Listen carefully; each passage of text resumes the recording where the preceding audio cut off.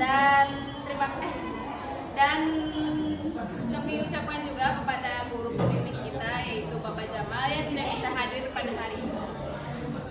Kelompok kami yaitu akan membacakan sebuah atau mempresentasikan sebuah mekanisme pertahanan tubuh. Sebelumnya, perkenalkan nama saya Data Basiria. Perkenalkan nama saya Andel. Perkenalkan nama saya Nazila Fatia Muslim. Oke, baik, langsung saja kita ke penjelasan mekanisme pertahanan tubuh. Mekanisme pertahanan tubuh terbagi menjadi dua, yaitu pertama pertahanan non spesifik atau biasa disebut pertahanan alamiah, dan yang kedua yaitu pertahanan spesifik atau biasa disebut dengan adaptif. Yang pertama kita akan menjelaskan terlebih dahulu mengenai pertahanan non spesifik atau biasa disebut dengan alamiah oleh Nazila. Baik, pertahanan non spesifik atau alamiah merupakan imunitas bawaan sejak lahir berupa komponen normal tubuh yang selalu ditemukan pada individu sehat dan siap mencegah serta menyingkirkan dengan cepat antigen yang masuk ke dalam tubuh.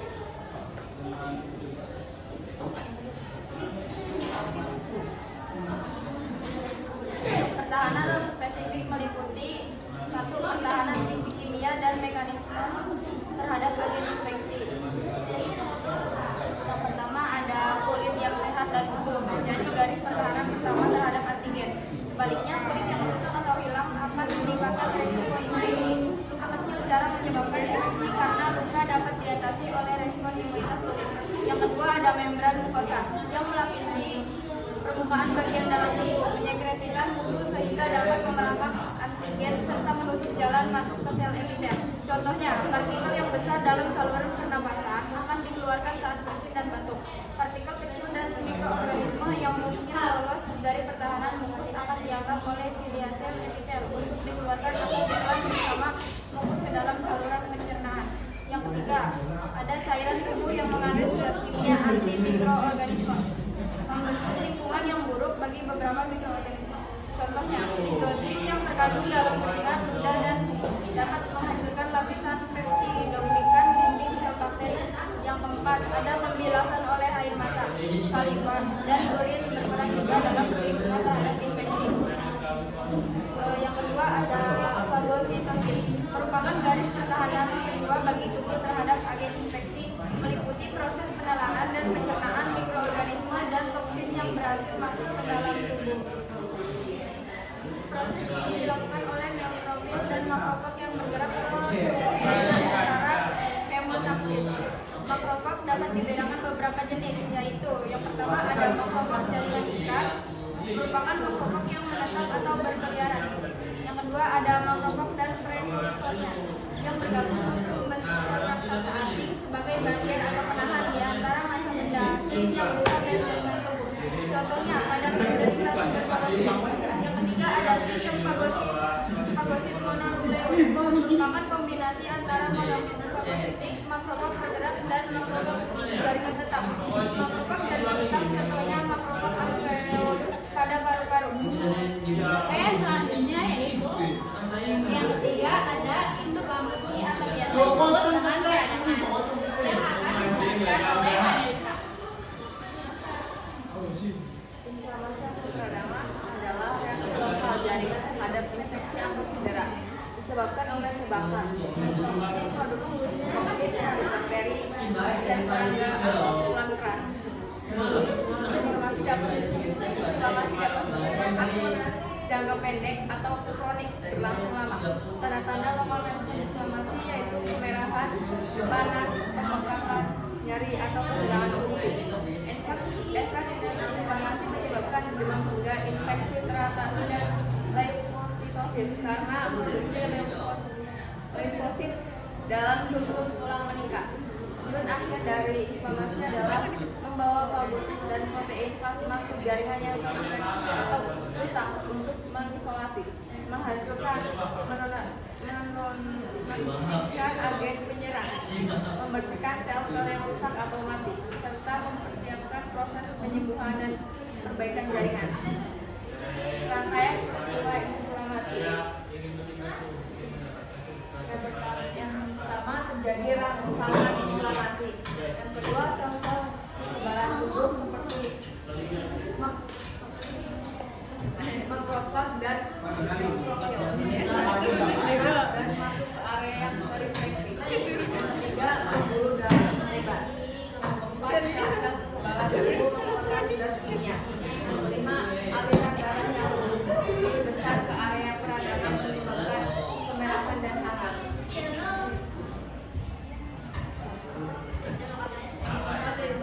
Zat aktif organisme non spesifik yang diproduksi tubuh.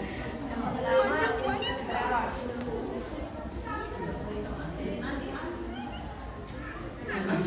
Yaitu protein dan virus yang dapat disintesis oleh sebagian besar sel tubuh sebagai respon terhadap infeksi virus, stimulasi imunitas dan stimulasi kimia. Interferon berfungsi menghalangi multiplikasi virus. Yang kedua, komplementer itu beberapa jenis protein plasma yang tidak aktif, tetapi dapat diaktifkan oleh berbagai bahan dari antigen, seperti liposakarida bakteri. Aktivitas komplemen bertujuan menghancurkan mikroorganisme atau kontigen asing, tetapi terkadang menyebabkan kerusakan jaringan tubuh sendiri.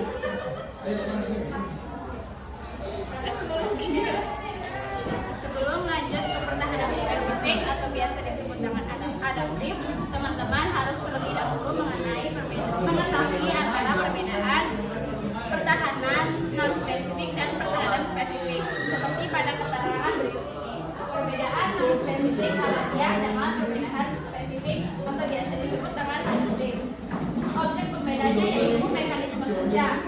Pada alamiah terjadi sangat cepat, sedangkan pada adaptif lebih lambat. Kemudian yang kedua, waktu respon.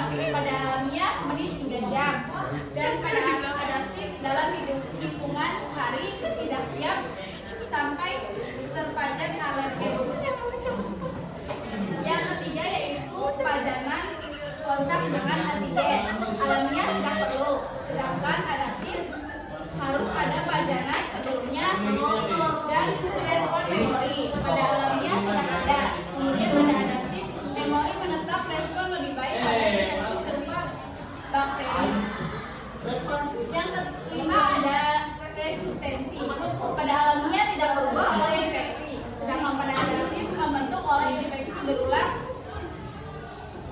Dan yang keenam ada sasaran reaksi. Sasaran reaksi pada alamiah yaitu efektif terhadap mikroorganisme, sedangkan pada adaptif ini spesifik terhadap mikroorganisme yang sudah dikenali dengan selanjutnya. Yang ketujuh ada protein darah. Pada alamiah yaitu komplemen, pada adaptif yaitu limfosit, sedangkan yang terakhir ada komplemen cairan darah.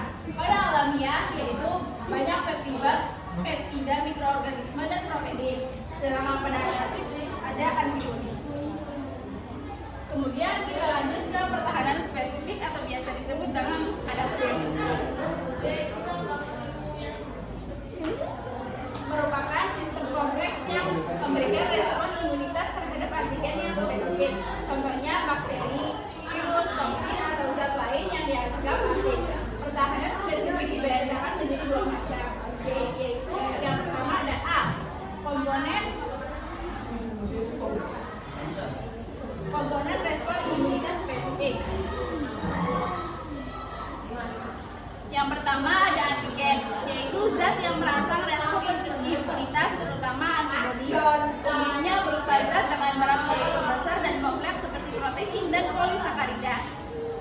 Kemudian terbagi antigen memiliki bagian. Yang pertama ada determinan antigen atau biasa disebut dengan epiten, yaitu bagian antigen yang dapat membantu respon imunitas atau biasa dapat menginduksi pembentukan antibodi.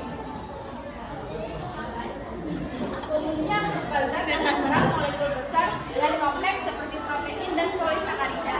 Berikut adalah contoh gambar antigen yang memiliki beberapa determinan antigen. Teman-teman bisa melihatnya pada gambar ini. Kemudian yang kedua yaitu B ada hapten. Hapten yaitu molekul kecil yang jika sendirinya tidak dapat menginduksi produksi antibodi.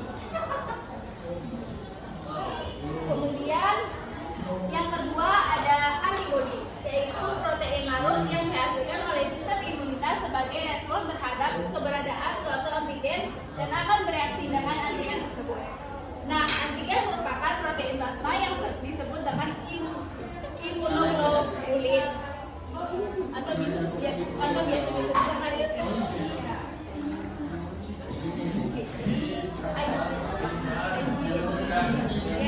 terdapat 5, yaitu yang pertama IgA, berfungsi melawan mikroorganisme yang masuk ke dalam tubuh, ditemukan dalam zat sekresi seperti keringat, darah, air, mata, ASI, dan sekresi usus. Ini adalah contoh gambar IgA. Nah, ini adalah protein sekretori dan ini adalah rantai penyambung. Kemudian yang kedua ada IgD, berfungsi membantu memicu respon imunitas, banyak ditemukan dalam limfosit B. Nah, ini adalah contoh gambar IgD.